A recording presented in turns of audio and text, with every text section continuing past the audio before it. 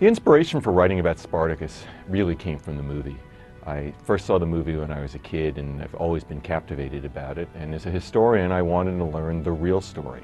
The other thing that made me interested in Spartacus was the Iraq War, the insurgency in Iraq, and I saw Spartacus as an example of an ancient insurgency, so I wanted to look at the analogy.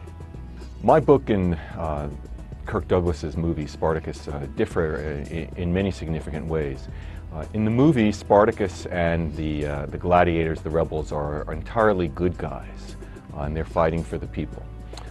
In my book, the truth is a little more complicated.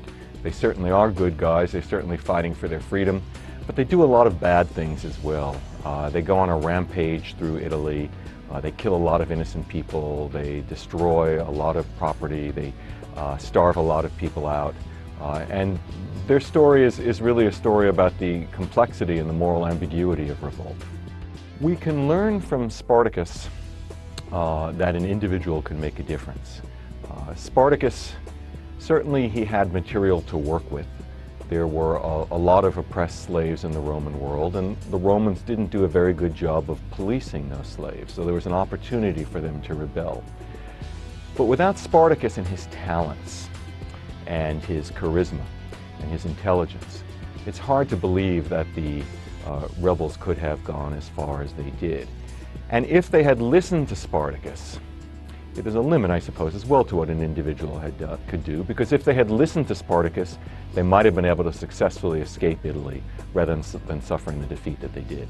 If Spartacus were alive today, I think he'd recognize a lot in our world. He wouldn't be at all surprised to see that there were people who were fighting with guerrilla tactics.